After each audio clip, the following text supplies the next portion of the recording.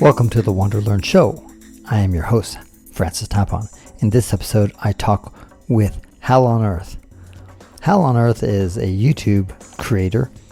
He's got a wonderful channel. I love it. It's mostly focusing on Vietnam, but he plans to branch off on other topics.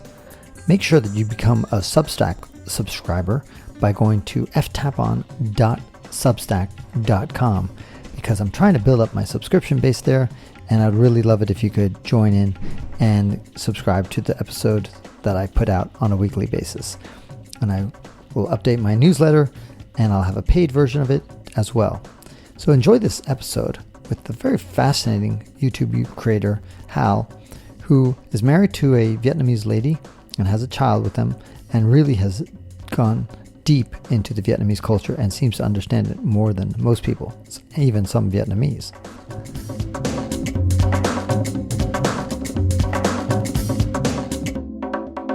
Vietnamese see their own ancestral history, their own cultural history, like Indians or classical Greeks. There's an antiquity that is still at arm's reach. You know, the street names, Hai Ba Tung, named after two sisters that led a rebellion against the Chinese in AD 40, I believe was the year. Common Era 40.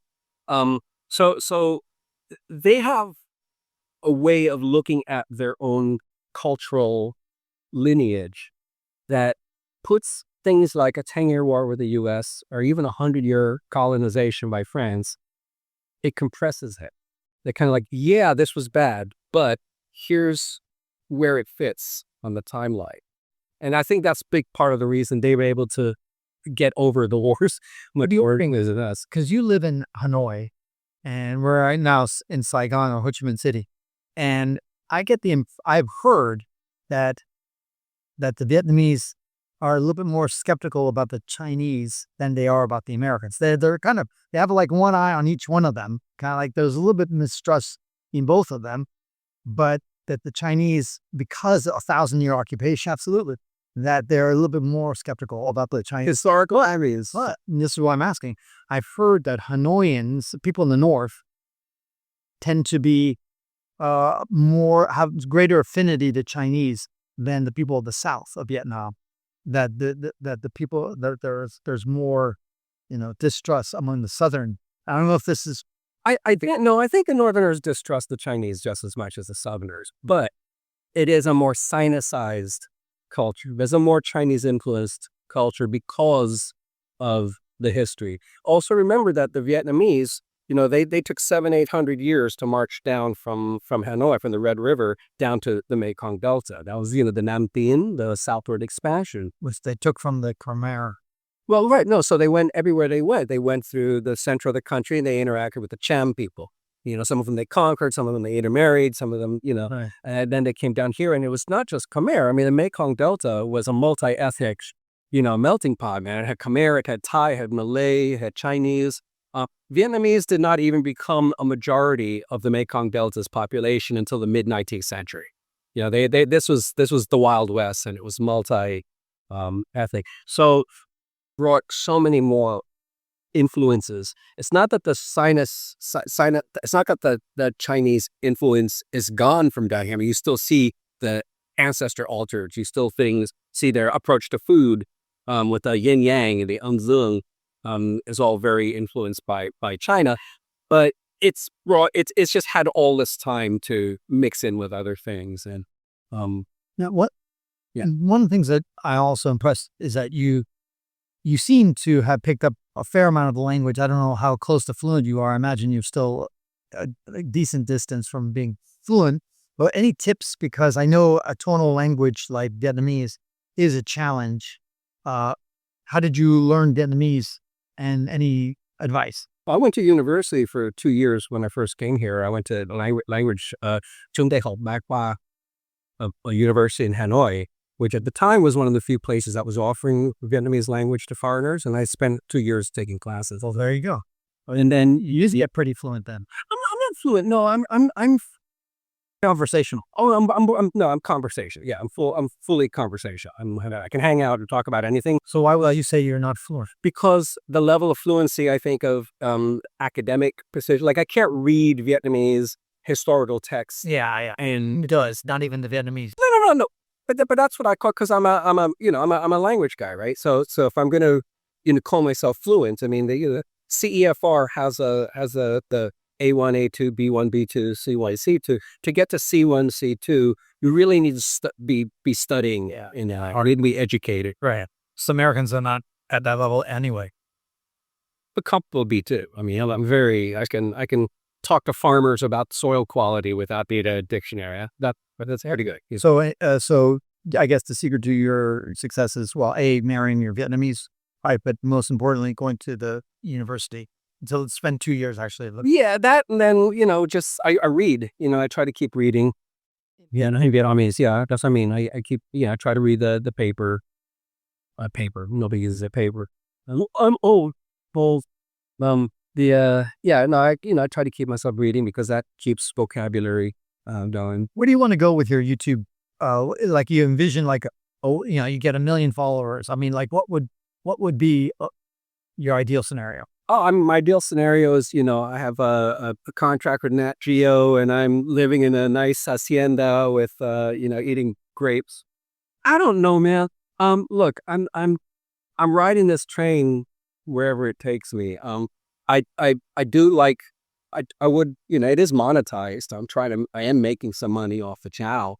It's not enough to live on. Right. But, I'm 62 and I'm still working a 40-hour a week job. So at a certain point, if the channel could, make enough that I could, retire and then you get some, maybe between a combination of Social Security and my YouTube channel, have a good quality of life. I think that's attainable. I think that's very attainable. Yeah, that does. That should be. But, would I love to be a YouTube millionaire, the next Mr. Beast? Like and subscribe, baby. Like, smash that like button. As the notification bell. What do you want me to say? I mean, I dream of being successful, but I'm also not playing algo baiting games. I'm not going to do stupid bait switch kind of thumbnails. Do you think that you'll stay focused on Vietnam, or do you're imagine branching off? Branching out. I mean, at the moment I'm staying in Vietnam, and it's by strategy. Also, I'm really trying to establish what the channel is about. I'm the guy who explains why Vietnamese sit on little plastic stools. Why are there so many fucking wires everywhere? Yeah, why are the wires everywhere? Right, that they call the spider web. That kind of. I've got the one coming out. Why crossing the street makes sense. Right? And it is. It's cool. It's sort of like it takes the chaos emotion. It takes the chaos of the streets and sort of ties it back to village culture and market culture and negotiating space, Vietnamese principles of linh hoạt, flexibility, and Hoa Dong, social harmony. It's really cool. I like this. I geek out on this stuff, man. Totally. But speaking about geeking out, let's geek out on what are some of the traits that you adore about Vietnam and things that drive you crazy, especially things that may not be entirely obvious, things that you really appreciate that you miss when you're visiting Pittsburgh or wherever. Well, just Vietnam a lot when I leave it. Yeah, I mean, but what specifically? Is it just the food, or what specifically? I mean, that's a hard one to answer, man, because it's everything specifically. There's a feeling I have of who I am in this place that can't be separated from the place itself. I feel very alive here. Even the hassles have that element of waking me up from normal torpor. I don't sit around getting bored. I'm not bored in Vietnam. I'm frustrated in Vietnam. Other emotions come up, but I'm rarely bored in Vietnam. And so there's an inherent, energy to the place that I can't just parse it into, it's the food, it's the this, it's it. Just say it's like Brooklyn? Brooklyn in the 1970s, maybe. It's just it has. No, because it's different. I mean, honestly, those layers of history, those layers of cultural knowledge, and I miss Vietnam's energy when I leave it. That's for sure. What drives you crazy? Just the bureaucracy? I don't mind the bureaucracy so much. There's an attitude of people in power and people with money, venal. They have a certain expectation that you're going to Comply. kowtow Yeah. and Kiss their ass. kiss their ass. And I'm not an ass kisser, man. I'm sorry. I don't do well with that. And Vietnamese have had, from emperors and different governments, they've learned different ways to rebel. They don't necessarily kiss ass, but they won't be quite as in your face about their rebellion as I will. And so I end up being like, my wife is like, I'm about to go after this guy. She's like, he's a cop. I'm like, hey, motherfucker. Me cago en el recuello de la puta que tengo. The Cuban Brooklyn in me comes out, and I'm like, and so she pulls me back. So there's an attitude by people who have power to really lord it over you that is a bit. Oh, but yeah. Any similarities between Cuban culture, because you're of Cuban descent, and Vietnamese? They were loud. Yeah, I relate emotionally to Vietnamese as a Cuban. I say, yeah, very much so. I'm very Latino in this space. What about would you say, is there machismo in the Vietnamese culture? There is, but it's very different. So this is well, first of all, I think a lot of people don't know that. There's a lot of better than speculations, a lot of theories that Vietnam was historically a matrilineal society, and that women have had power, not just inside the family, being the matriarch of the family, but women have had sexual freedom. Women have led villages, have led armies in this country going back thousands of years. Female participation in the workforce in Vietnam is number 2 in the world, right behind Sweden. So it's a very different kind of sexual politics. This country.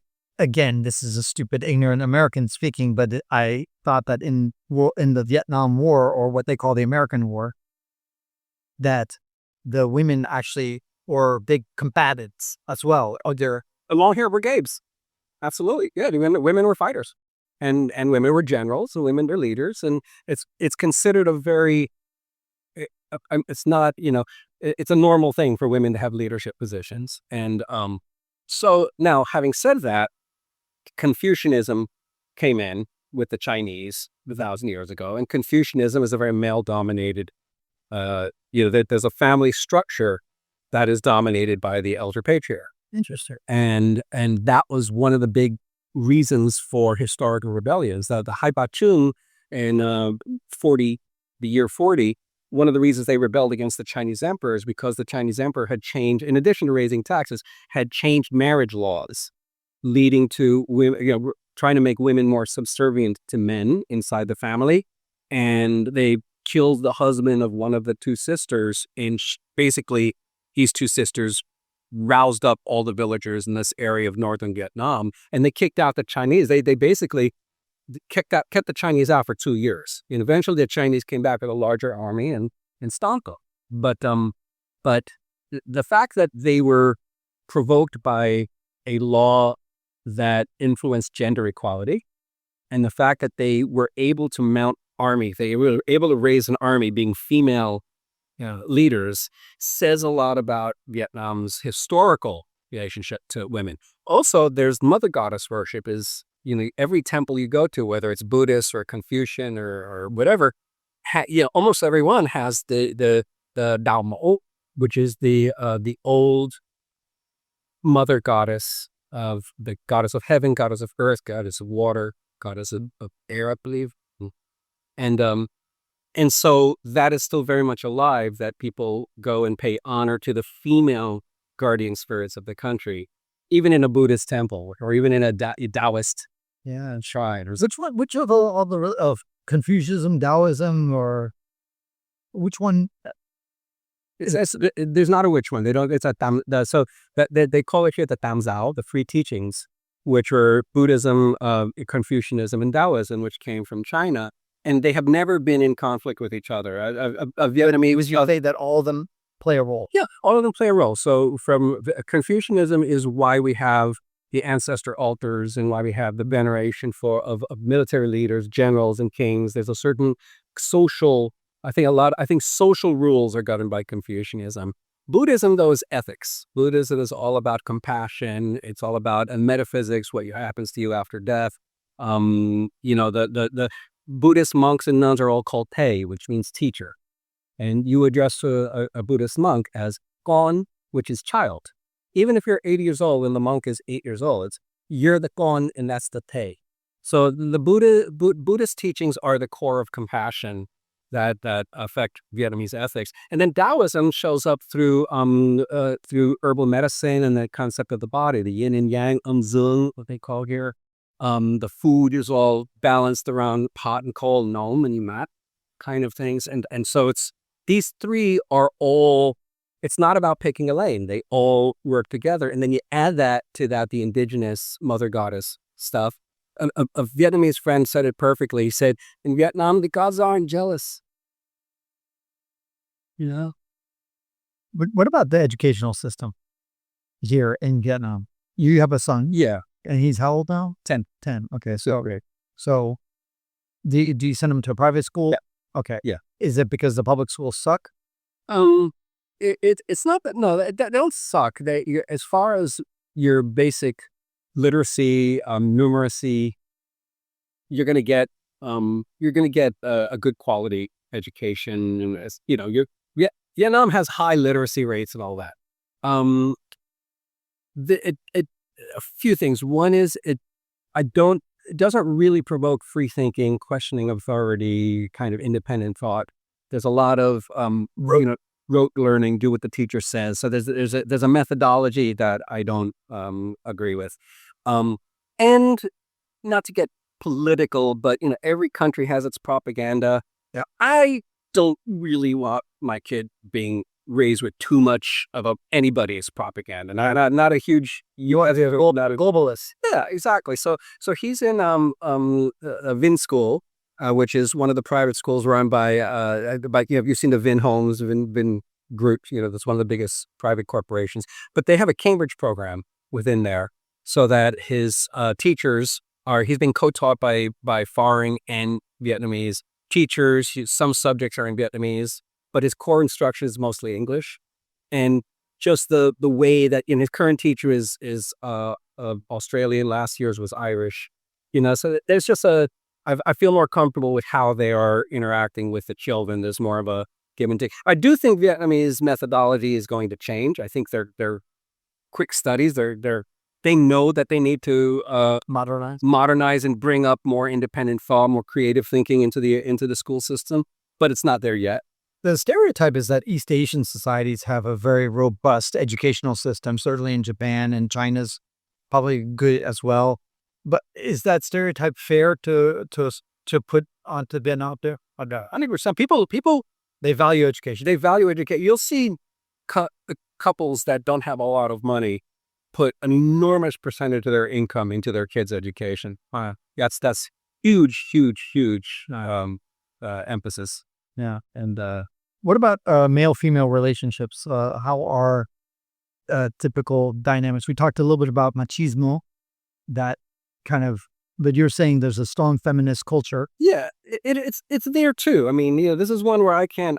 You're gonna have to start talking with Vietnamese people and younger Vietnamese to really get more insights on that. I will say there are some macho assholes, and but I think the women how to whip them into shape too. From what I can see, I think a lot of the brothers are getting a lot hipper than they were 15 years ago. I think 15 years ago it was more common that a guy would want a wife who's going to work all day and then still cook him dinner at night. I think now from what I'm noticing, the young guys are getting a little bit more like no. I mean, we're splitting all duties, domestic and wage earning. And so I think the guys are getting it together. I saw this happen in Korea. I was in Korea in the early 90s. And it was a similar time in their history where they were just recently opening up. Their military dictatorship had just ended a few years earlier. And they, the women were way ahead of the men as far as desiring progress and change and ready for it. And the guys were still like holding on to, hey, wait a minute, we've had a good thing here. Why are we changing this?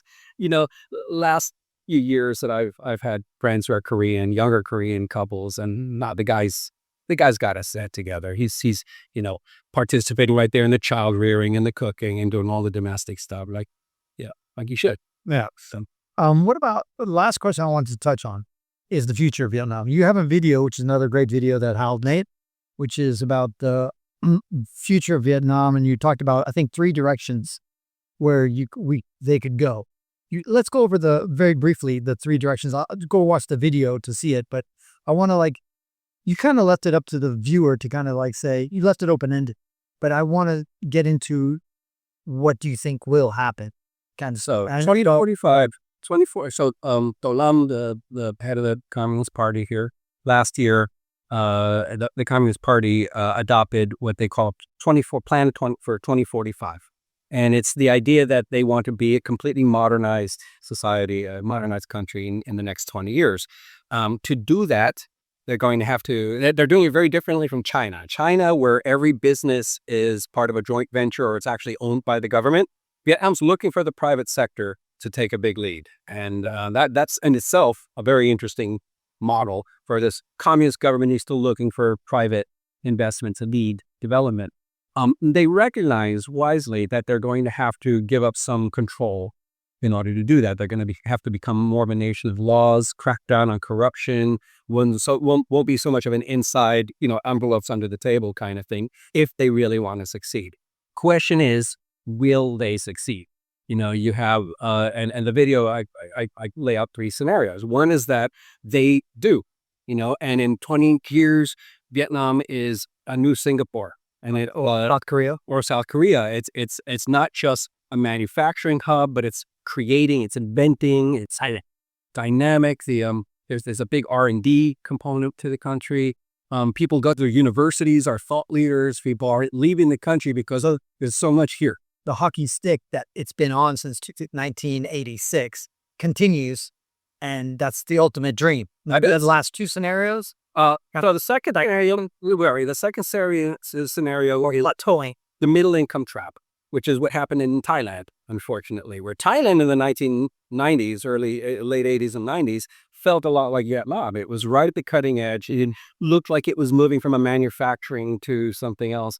And then mainly because of politics, they just haven't got it together. And, the average income in Thailand 30 years later is just pretty much the same as that's gone up a little bit, but it's not a fault leader. It isn't what it looked like back then was it might be the next Tiger, and it didn't become the next South Korea or in Singapore. Right? And a lot of it is because of political instability. And the third scenario is, the third scenario is actually, no, not so much I don't see that happening in Vietnam.